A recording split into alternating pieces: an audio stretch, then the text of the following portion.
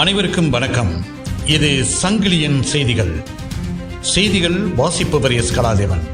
இன்றைய இலங்கையின் பிரதான செய்திகளின் முதலில் தலைப்புச் செய்திகள்.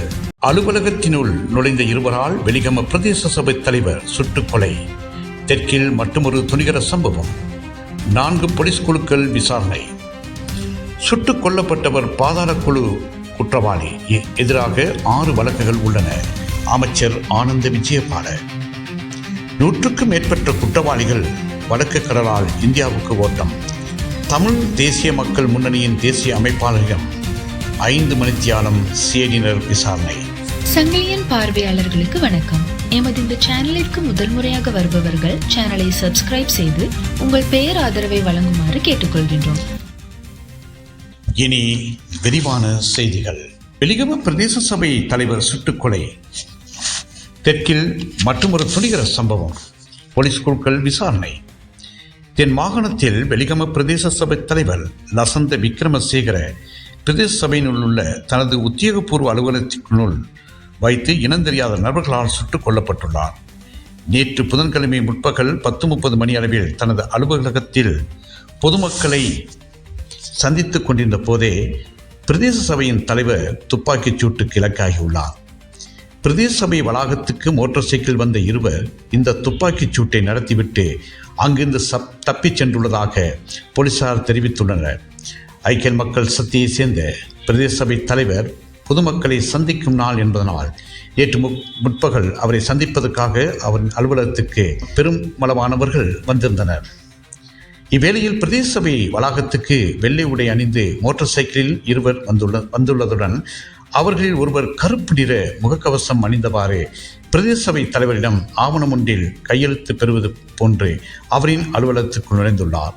குறித்த நபருக்கு முன்னர் பெண்ணொருவர் தலைவரை சந்தித்து வெளியே வந்த போது குறித்த நபர் உள்ளே நுழைந்து தலைவர் மீது துப்பாக்கிச் சூட்டை நடத்திவிட்டு தயாராக இருந்த மோட்டார் சைக்கிளில் ஏறி தப்பிச் சென்றுள்ளார். சுட்டுக் கொல்லப்பட்டவர் பாதாள குழு குற்றவாளி. எதிராக 6 வழக்குகள் உள்ளன. அமைச்சர் ஆனந்த விஜயபால. சுட்டுக் கொல்லப்பட்டுள்ள வெலிகம பிரதேச சபை தவிச்சாளரான லசந்த விக்ரமசேகர மக்கள் பிரதிநிதியாக இருந்தாலும் அவர் ஒரு பாதாள குழு குற்றவாளி. இவருக்கு எதிராக 6 வழக்குகள் உள்ளன. சிறை தண்டனையை அனுபவித்துள்ளார். தற்போதும் ஒத்திவைக்கப்பட்ட சிறை தண்டனை ஊடாகவே வெளியில் இருந்துள்ளார் என பொதுமக்கள் பாதுகாப்பு அமைச்சர் ஆனந்த விஜயபால தெரிவித்துள்ளார். 100க்கும் மேற்பட்ட குற்றவாளிகள் வடக்கு கடலால் இந்தியாவுக்கு தப்பி ஓட்டம். பிரதான சூத்திரதாரி பல்வேறு தகவல்கள். இலங்கையிலிருந்து குற்றவாளிகளை வடக்கு கடல் மார்க்கமாக இந்தியாவுக்கு கொண்டு செல்லும் பிரதான சூத்திரதாரி என கூறப்படும் நபரின் வாட்ஸ்அப் கணக்குகள் மூலம் அவர் குற்றக்குழு தலைவர்களுடன் தொடர்புகளை பேணினாரா என்பது குறித்து கொழும்பு குற்றத்தடுப்பு பிரிவின் விசாரணைகளை ஆரம்பித்துள்ளனர். படகு மூலம் இந்தியாவுக்கு அனுப்புவதற்காக அவர் 25 லட்சம் முதல் 30 லட்சம் ரூபாய் வரை பணம் வசூலித்துள்ளதாக தற்போதைய விசாரணைகளில் தெரிய வந்துள்ளதாக விசாரணை மேற்கொள்ளும் உயர் போலீஸ் அதிகாரி ஒருவர் தெரிவித்தார். கனைமுள்ள சஞ்சீவ கொலை சம்பவத்தின் பிரதான சூத்திரதாரியான SRR சிப்பந்தியை நாட்டை விட்டு தப்பிச் செல்ல உதவிய குற்றச்சாட்டின் பேரில் அவர் அண்மையில் கிளிநொச்சி பிரதேசத்தில் வைத்து கைது செய்யப்பட்டுள்ளார்.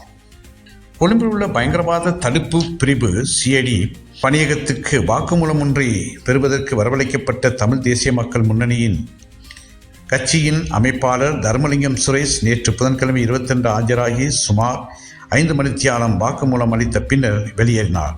மட்டக்களப்பைச் சேர்ந்த கட்சியின் தேசிய அமைப்பாளர் தர்மலிங்கம் சுரேஷ் வீட்டுக்கு கடந்த 18ஆம் தேதி சென்ற பயங்கரவாத குற்றத்தடுப்பு பிரிவினர் முகநூலில் கட்சியின் தலைவர் விடுதலை புலிகளின் தலைவருடன் ஒன்றாக இருந்த புகைப்படத்தை முகநூலில் பதிவேற்றுள்ளதாகவும் அது தொடர்பான விசாரணைக்கு கொழும்புக்கு வருமாறும் கடிதத்தை வழங்கினர். இந்த நிலையில் கொழும்பில் உள்ள பயங்கரவாத தடுப்பு பிரிவின் பணியகத்துக்கு நேற்று சென்ற அவரிடம் சுமார் 5 மணித்தியாலங்களுக்கு மேலாக விசாரணை இடம்பெற்றுள்ளதாகவும் அதற்கான வாக்குமூலத்தை வழங்கிய பின்னர் அங்கிருந்து மாலை 3:30 மணிக்கு வெளியேறியதாக தர்மலிங்கம் சுரேஷ் தெரிவித்தார். இத்துடன் இலங்கையின் பிரதான செய்திகள் நிறைவு பெறுகின்றன. மீண்டும் ஒரு செய்தியில் சந்திக்கும் வரை அன்பு வணக்கம்.